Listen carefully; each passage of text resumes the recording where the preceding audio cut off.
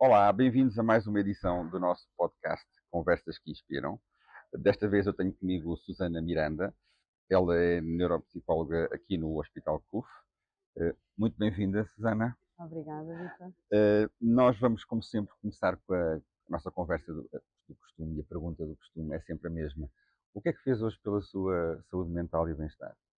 Bem, acima de tudo, tentei ter algum cuidado com a cara, cabelo e inspirar e respirar antes de começar, nomeadamente aqui consigo. Também já passámos por esse passo, porque estas experiências por si próprias acabam por ser desafiantes, fogem um bocadinho ao nosso contexto profissional e, portanto, os desafios às vezes também têm que ser encarados um bocadinho com alguma serenidade e algum relaxamento. Claro que hoje é um dia especial porque começou o seu dia, quase o seu dia, a conversar connosco, mas num dia, entre aspas, mais convencional, tem alguma rotina quando começa o dia, no sentido de, lá está, começar o dia com um equilíbrio, com bem-estar? Tem alguma rotina? Acima de tudo, aquilo que eu tento fazer é dar algum tempo a ir despertando. Ou seja, eu tento ter uma rotina de sono, porque acho que isso é fundamental para depois conseguirmos encarar todos os desafios que vamos ter ao longo desse dia, mas acima de tudo faço de forma gradual. Ou seja, não ser o despertador toca e vou correr e está tudo. Hum. Portanto, isso para mim não funciona muito bem. Acho que é importante ter tempo para nos levantarmos, para percebermos o que naquele momento faz mais sentido, hidratarmos. Eu acho Hum. que às vezes as pessoas esquecem-se tanto da hidratação, mas aquilo que faço sempre pela manhã quando me levanto é beber um bom copo de água. É interessante isso, porque no fundo dois pontos que eu retiro disso. Autocuidado e que o dia começa na noite, começa, começa com o sono. Prepara-se, sem dúvida. E se calhar vamos regressar um pouco mais à frente a isso, ao falar um pouco da sua área, da importância do sono. Uhum. Mas eu queria, como também habitualmente, falar um pouco sobre o outro lado, ou seja, como é que, sendo uma profissional realizada, coordena equipas, como é que chegamos até aqui? Ou seja, como é que ao longo da sua vida foi construindo também o seu equilíbrio, o seu perfil, a sua identidade. Disse-me que é aqui de Torres Vedras, certo? Uhum. Nascida e criada. Sim, sim. Eh, eh, Qual a importância para si de, na sua biografia, ter havido essa estabilidade? Ou seja, ehm, nasceu num lugar, frequentou a escola num lugar até à universidade, presumo. Uhum. Um, e como é que toda essa estabilidade, essa continuidade a formou e como é que acha que isso é importante? Bem, eu acho que é extremamente importante, até porque há uma continuidade. Ou seja, o meu percurso foi todo aqui em Torres, até o 12º ano. Passei por todas as escolinhas aqui em Torres, desde a escola do avião, não é? Que é a escola básica, depois passei pela a São Gonçalo, depois pela Henriques Nogueira e depois pela Madeira Torres. Portanto, o meu percurso aqui em termos escolar acabou por também ser muito rico em termos de relações interpessoais, ou seja, acabei por conhecer muita gente que ainda hoje preservo a maior parte das amizades todas que se mantinham naquela altura, e isso foi fundamental, quer em termos de consistência e acho que também ao nível da autoconfiança, no sentido em que esta continuidade também nos ajuda a sermos mais resilientes para os desafios, no sentido de podermos saber que existe ali assim uma almofada de segurança. Isso Portanto, é um luxo, sim. eu acho que hoje em dia é um luxo, não é? Portanto, conseguirmos ainda ter hoje em dia os amigos da creche, acho que é sem dúvida um luxo. Portanto, conseguirmos saber que estas pessoas estão lá, podemos não falar todos os dias, mas se precisarmos de alguma coisa, elas sabem que eu estou lá e eu sei que elas estão lá. Fala um pouco disso, ou seja, que é uma experiência que eu não tenho. Um, Como é ter toda uma biografia em que temos quase esse, não é bem um espelho, não é? Mas esse conjunto de pessoas que vimos também a crescer e com as quais crescemos juntos, trocamos ocasionalmente ideias. Como é que isso funciona para si? Bem, eu acho que facilita muito até para nos conhecermos a nós e conhecermos a Uhum. eles. No sentido que há coisas que nós falamos hoje em dia que às vezes dizemos, tu lembras-te de, e portanto estas experiências foram vivenciadas em simultâneo. Portanto, há no fundo esta partilha de experiências que acabaram por ter um reflexo Uhum, para todas nós, no sentido daquilo que somos hoje. uhum. Falava há pouco das várias escolas de Torres Vedras e a escola do avião. Uhum, Lá está, que era literalmente um avião que está lá e que dá essa identidade à escola sim. e essa ideia de que brincava com as pessoas, fazia entre aspas a viagem no avião com essas pessoas. Isso é algo que, de alguma forma ajudou a formá-la, ou seja, um, falava-me há pouco que a sua família também a acompanhava nesse processo. A escola dava-lhe essa continuidade. Fala-me um pouco como é que esses diferentes círculos de familiaridade, ou seja, Uhum. o círculo familiar, o círculo escolar, foram formando a sua personalidade e se isso ajuda a enfrentar, como todos nós temos, momentos de crise na Uhum, vida, seja uhum. crise nossa, crise familiar. Fala-me um pouco como é que acha que isso ajudou. Bem, era aquilo que eu lhe dizia, nomeadamente na resiliência, ou seja, isso torna-nos mais fortes, o facto de sermos mais consistentes, porque, e pegando um pouco naquilo que me pedia para enquadrar os três círculos, são os pilares fundamentais daquilo que é a nossa base de segurança. Um, Ainda me lembro da professora primária, e ficando um bocadinho ainda na escola do avião, acho que foi fundamental. E os 4 anos que tivemos com a professora primária, aquela característica, a professora com a sainha por baixo do joelho, não é? Portanto, Clássica. aquela clássica mesmo. Um, e se ainda hoje eu vejo o gosto que tenho em poder estar com ela e conversar com ela, lá está, é o sinal da continuidade. Portanto, essa continuidade é um trabalho que nos vai promover também esta resiliência para os desafios. Eu acho que ela teve um papel fundamental, nomeadamente no querer continuar a estudar. Ou seja, ainda hoje tenho que estudar, Uhum. ainda hoje leio muito, ainda hoje vou à procura de muita informação científica, ainda hoje faço muitas formações, ou seja, a continuidade daquilo que foi o trabalho dela na escola primária, eu acho que ainda tem aqui uma marca. Ou seja, no fundo, me estava a dizer é que, pegando num desses círculos, o círculo escolar, Uhum, e a sua professora de escola primária foi e é uma referência, e é claro. importante a Professora referência Clorinda, não me esqueço do nome dela, colorinda. não é? Portanto, Acho importante, ou seja, qual é o papel desses referenciais? Neste caso é um referencial na uhum, escola e a sua relação com o aprender, com a uhum. leitura, etc. E os referenciais familiares? Falemos também desse círculo. Como é que viveu isso? Eu acho que a família aqui é fundamental, não só pelo aquilo que foi escrito nos livros, mas pela minha experiência vivida.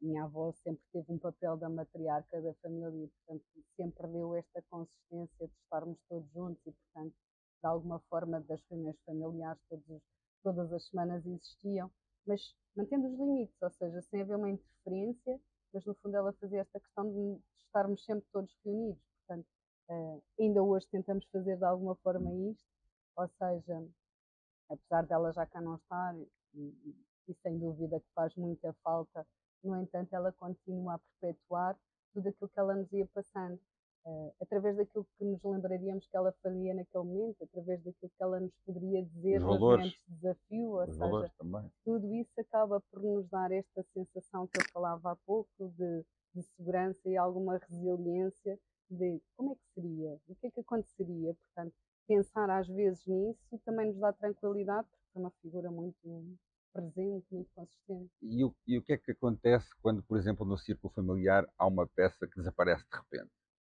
Já Fala um pouco aconteceu, sobre isso. não é? Sim. Portanto, o meu pai faleceu ainda um homem bastante novo, com cerca de 50 anos, com um infarto.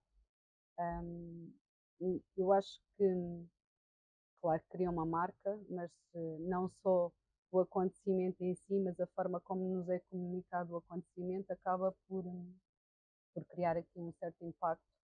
Como é que foi? Como é que foi Eu já para si? tinha, sim, o meu meu pai não estava cá, estava fora, e portanto recebi a notícia pelo telefone, uma coisa muito subtil, portanto, o meu pai faleceu, portanto, Assim, assim, não é? E quando uma pessoa acha que está tudo bem, de repente parece há uma necessidade de reorganizarmos tudo e pensarmos. É o choque. Eu acho que passa um bocadinho pelo choque inicial. até depois nos conseguirmos confrontar com a verdadeira realidade, que é no momento em que ele chega e, portanto, E sentiu-se hum, sem chão nesse momento? Porque a reflexão que me ocorre aqui é até que ponto é que as pessoas que estão habituadas a esta estabilidade, uhum. seja no trabalho, seja na família, acabam por sentir mais uma mudança súbita, seja em qualquer um desses contextos. Como é que vê isso dessa forma? Sentiu que foi um choque? Como é que. Claro que foi um choque, não é? E eu acho que, acima de tudo, na fase inicial, uma pessoa torna-se muito funcional ou muito depressiva. Portanto, Hum, há aqui duas formas de lidar com a situação em si. Eu normalmente, perante estas adversidades, sou mais objetiva, pragmática. O que há para fazer? O que não é muito bom. No fundo, uma pessoa bloqueia a parte sentimental e torna-se mais funcional, e não se permite logo no imediato fazer aquilo que tem para fazer.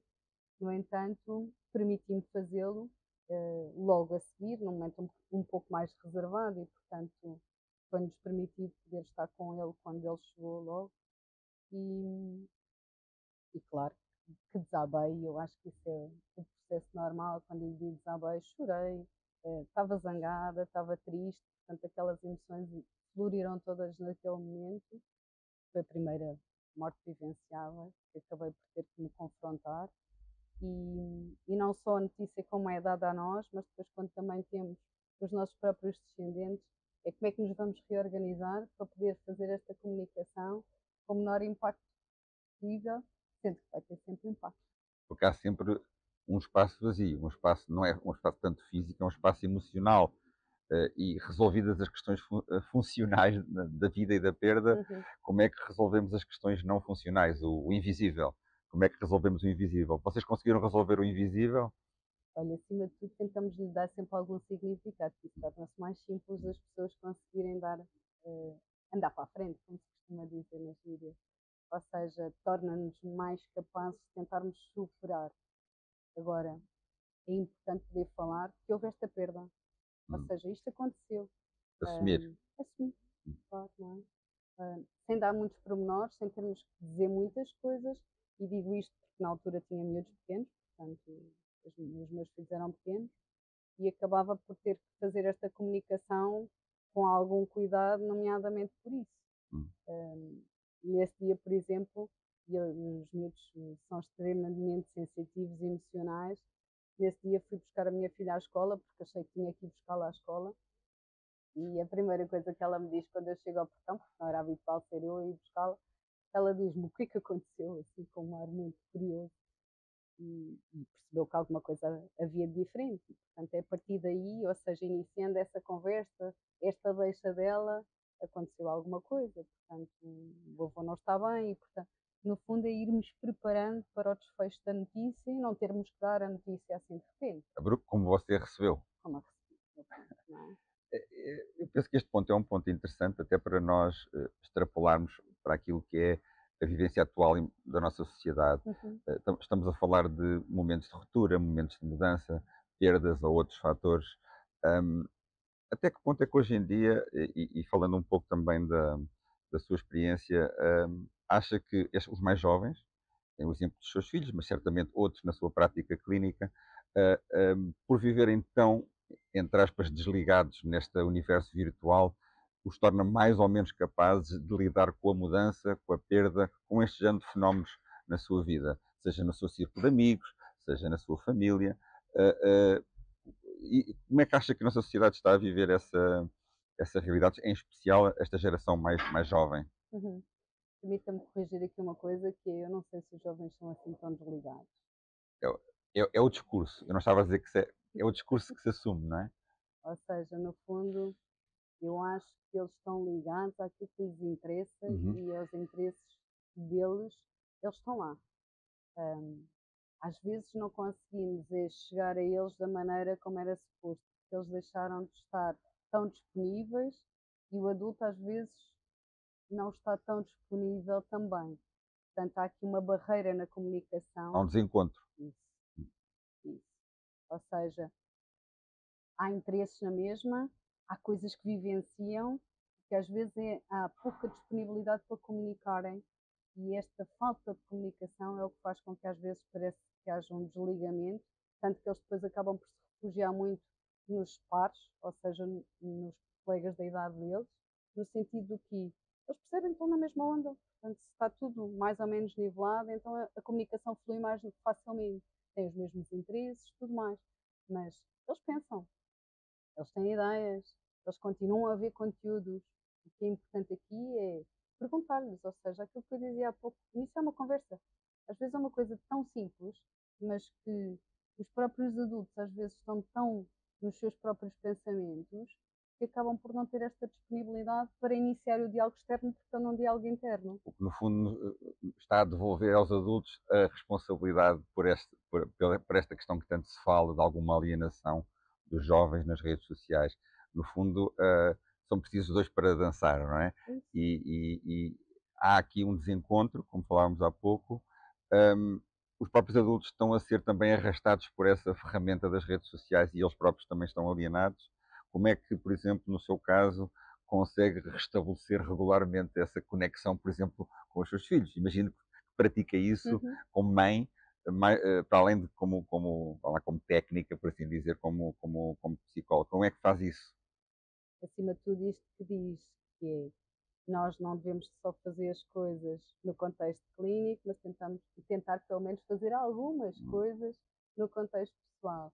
É muito interessante a questão que coloca, no sentido em que são papéis completamente distintos, ou seja, estar como técnico permite-nos analisar e olhar para as coisas de um prisma, no sentido em que estamos mais despertos a olhar a determinadas coisas que nos são, de alguma forma, dadas em contexto de formação. Quando estamos no contexto da mãe ou da, da dona de casa ou o que seja, acabamos por estar mais livres de tudo isso e, portanto, conseguimos, de alguma forma, estabelecer relações distintas daquelas que trabalhamos em contexto profissional. Eu tento fazer muito isto, que é chegarmos a casa e podermos, sim, porque também tenho um projeto profissional que tenho que desenvolver, mas também tenho o meu próprio projeto pessoal, que é a minha família, não é? Hum. E, portanto, poder chegar a casa e comunicar com eles, eu acho que é fundamental. E não é só perguntar, então, a escola correu? E correu bem? Ou como é que correu? E eles respondem só, sim, correu. E pronto, e vão à vida deles. Pronto. Como é É um que, bocadinho mais. como é que puxa mais por esse fio? Ou seja, darmos um bocadinho uma pergunta mais aberta faz com que eles obrigatoriamente também tenham que dar uma resposta por si só aberta. Ou seja, quase como é que te sentes? Ou seja, não restringir à escola. Não pôr isto num Na lógica espaço funcional, limitado. como dizia há Isso, pouco. isso. E no seu caso, por razões de personalidade, como disse, é uma pessoa muito mais funcional e por ofício, Uhum, exige-lhe provavelmente esse esforço adicional, ou seja, claro. tirar, tirar a parte funcional, tirar a parte técnica e ficar com a parte emocional é algo que faz conscientemente. Tento, não é? Ou seja, no fundo é em casa, sou eu, a Susana, não é? Com as minhas características pessoais, aqui não. Sou a técnica, sou a psicóloga, sou a neuropsicóloga, portanto, olho objetivamente para aquilo que me é pedido em termos de funcionalidade. Ali não. A emotividade, portanto, as relações passam muito mais por estas questões emocionais, não quer dizer que aqui não tenha, ou seja, a empatia, no fundo, da reciprocidade daquilo que a pessoa sente, acaba por passar para nós. E também temos que ter em conta que essas tensões, e sim, porque lidamos pelo sofrimento das pessoas, não é? Portanto, muitas das vezes, quando nos procuram, existe um sofrimento emocional aqui associado e isso cria tensão, não é? Portanto, isso acaba por passar esta, esta necessidade de cuidar do outro e existe efetivamente na consulta. Agora, o que temos que tentar fazer aqui é que neste contexto é unilateral, portanto, eu estou para cuidar, quando eu chego a casa, eu cuido e também tento ser Eu cuidada. estava a ouvi-la e estava-me a vir à mente a imagem, lá está, de uma bateria de um carro, que lá está, que no seu dia a dia a sua bateria acaba por carregar, de certa forma, com o sofrimento dos outros, não é? A um certo nível, mesmo por mais filtros que tenha como médica, Uhum. esse sofrimento acaba por incorporá-lo em pequenas doses. depois quando chega a casa, tem que descarregar a bateria, não é? Esse processo, é simples, há dias melhores, há dias piores, como é que, sobretudo sendo psicóloga, esse carregar, descarregar acontece? Eu tento fazer uma coisa ao longo do dia, não só quando vou para casa, que é haver aqui alguns momentos de pausa e de equilíbrio para mim própria, no sentido de conseguir manter a disponibilidade. Não é quase como dizer os da manhã estaria mais disponível, os da tarde menos disponível. E isto não pode acontecer. Ou seja, no fundo, a qualidade profissional tem que ser mantida e não pode haver aqui um desfazamento entre uma coisa e a outra. E aquilo que eu tento fazer é ter algumas técnicas de relaxamento, por vezes ao longo do dia, e portanto tentar ter esses momentos, manter uma alimentação, ou seja, não deixar muitas horas sem comer, tentar fazer hidratação, tentar também permitir-me fazer algum descanso para mim própria, ou seja, este equilíbrio tem que existir, porque como falávamos há pouco, o autocuidado, e começámos por aí, Ao longo eh, do dia. ao longo do dia. Isto não é só no primeiro momento do dia, não é quando eu me levanto e quando me permito ter tempo, mas é criar esses momentos ao longo do dia, criar alguns limites, senão aquilo que nós não conseguimos é estar sempre, sempre em sobrecarga. Sempre em desempenho. Né? Não dá. E temos que reconhecer esses limites, porque se não reconhecermos esses limites, é o que nos faz com que também não tenhamos a qualidade profissional que deveríamos ter. Ou seja, como seres humanos, como pessoas, sim, porque existimos como pessoas antes de sermos os profissionais, nós também temos que ter algum cuidado connosco próprios para continuarmos a estarmos disponíveis para cuidarmos do outro.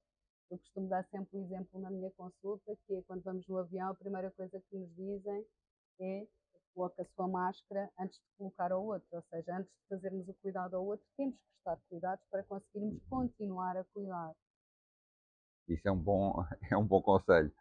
Aliás, eu ia pegar precisamente nisso e fazer-lhe a pergunta com que nós costumamos terminar as nossas conversas, que é, começámos por falar do que é que faz individualmente Uhum. no seu dia a dia. Falemos agora um pouco mais do coletivo. O que é que acha que nós, como sociedade, a sociedade portuguesa sobretudo, precisa de fazer mais para melhorar o seu desempenho, vamos chamar-lhe assim, não tanto só o desempenho técnico e funcional, mas o seu desempenho humano, é que estamos a falar sobre isso. O que é que acha que é preciso fazermos mais como coletivo? Acima de tudo, aquilo que estávamos a dizer agora, que é cuidar de nós. Antes de cuidarmos dos outros e antes de andarmos sempre a correr atrás dos objetivos e as metas todas que nos impomos, como eu costumo dizer, a dita checklist que os pais às vezes têm e que os profissionais têm, temos que nos preparar para os desafios, porque nem sempre as coisas correm como estavam planeadas e termos esta capacidade de nos reajustarmos, ou seja, flexibilizarmos perante os desafios e as necessidades do dia a dia, parte principalmente de estarmos fortes sobre nós próprios e de também nós cuidarmos das nossas necessidades individuais. Se nos esquecermos disso, fica quem? Acho que é um bom modo para terminarmos. Cuidem de vocês, porque sem isso não conseguem cuidar dos outros. Até breve. Obrigada.